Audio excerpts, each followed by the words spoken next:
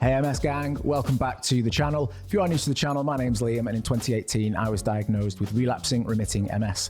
If you want to be part of the gang, it's dead straightforward. Just smash that subscribe button.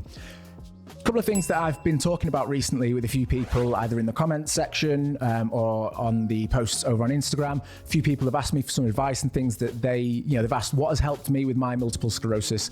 I have touched on these in some other videos, but two things that I found that really helped me,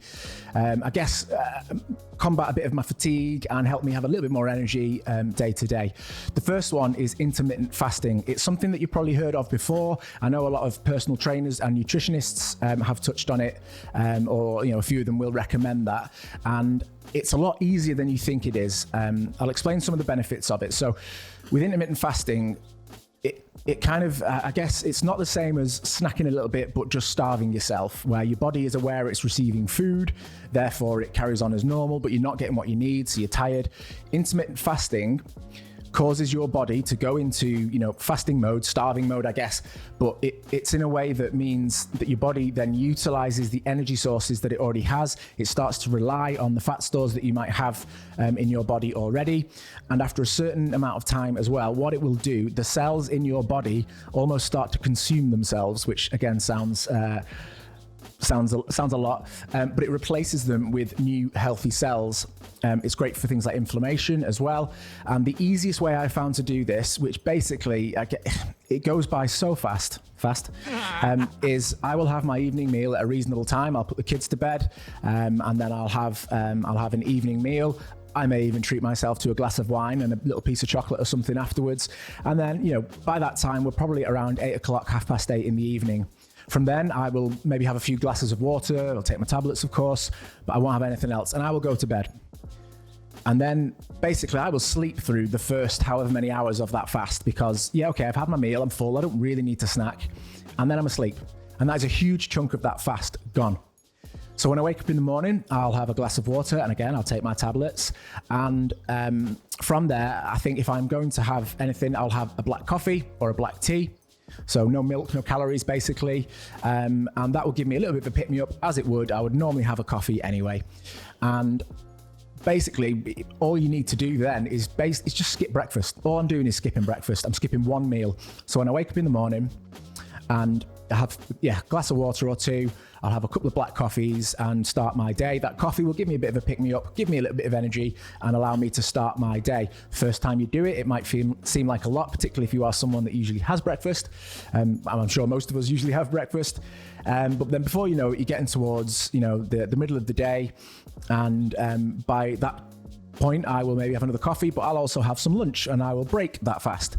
But if I've stopped at 8 o'clock in the evening and I have my lunch, my dinner after midday, well, I've done a 16-hour fast then and I've slept through most of it. And honestly, if I do a few fasts in a week compared to a week where I don't, and I don't do it all the time, I feel like I have more energy than I normally would. And I know that there is some goodness happening in my body. The human body isn't designed to have 3 square meals a day with everything that we need all the time. Back in Neanderthal days or when we were cavemen, we were hunters and gatherers. We wouldn't always have food and we would go long periods of time without eating. So our body has a process and is designed to cope with that. And I guess as well, it means you don't have to have a super strict diet because in that window of time between midday and my evening meal, my tea, I'll have 2 meals. I'll probably have a few snacks throughout the day. I won't be, daft and have just tons of chocolate and tons of rubbish. I will try and eat sensibly, but I'm not like calorie counting as such. I'm just trying to be sensible and not eat rubbish food. If you are dieting at the same time or being more conscious of your food, that's going to be even better. But that fast that you've done there, 16 hours, do a couple of those a week. Just do 2, maybe 3 of those a week. Honestly, you're going to feel the difference and you're going to feel like you have a lot more energy. If you can then stretch that 16 hours, maybe once you've done a few, to a 20-hour. I know a friend of mine who's a personal trainer, nutritionist, he's done a couple of 24-hour fasts and a few day fasts. They're apparently great for you, but you don't need to do that. That's just a simple way to smash out a 16-hour fast with no trouble at all. And something that I found to be quite easy to do. Again, all I'm doing is skipping breakfast. If you've got a busy life, that happens sometimes anyway. But just if you are not having breakfast, just after your tea, before your dinner, just water or black coffee, black tea, and before you know it, you've done a 16-hour fast, and that is going to do great things. If you have fasted or you've done it for a while, let me know in the comments how you found it. What hacks or what tips have you got for us? Is it something you're considering? Again, let me know. I want to know what your thought process is. Are you nervous about it? Are you a foodie and you're thinking giving up your breakfast is going to be really difficult? Let us know below. Now, something to add to that I find has been great, and it's been something I've been doing for a couple of years now.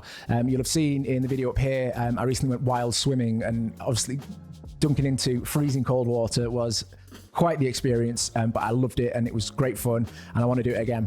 But something I've been doing for a couple of years is just having cold showers. So again, that sounds daunting. I didn't just one day walk into the shower and have a cold shower. That's not how I did it. What I do is I'll have my normal shower, I'll have a hot shower, I'll wash myself, make sure I'm nice and clean. And from there, what I'll do is I'll knock that temperature down and cool off with a cold shower. Initially, I did it gradually, and I did it for very short periods of time.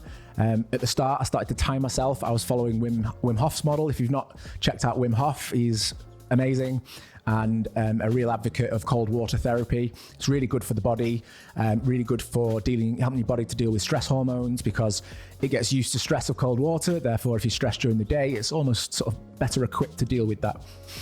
So yeah, if you can try and get into the habit of having your normal shower, then having a cold shower afterwards, trying to see how long you can go and trying to beat that time, I find it's like someone stuck a pin in my ear and let out all that brain fog, let out the gas. It's like I just feel a bit of clarity, and it really helps me.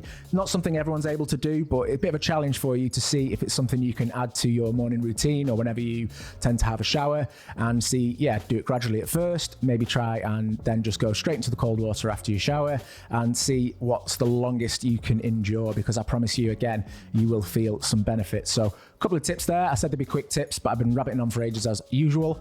But yeah, intermittent fasting and cold water therapy or cold showers, really, really good for you and will give you that little bit more energy. And I found it a good way as well, just to keep a little bit trimmer. I'm trying to get back into it because I need to maybe get a little bit trimmer, but something I'm working on. But yeah, let me know if you're going to give those a go, and yeah, come back if you give it a go and let me know how you got on, because I'd love to know how you found the whole experience.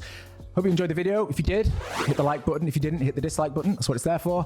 Subscribe if you haven't already. Please join our gang. We'd love to have you with us, and I look forward to seeing you in the next video.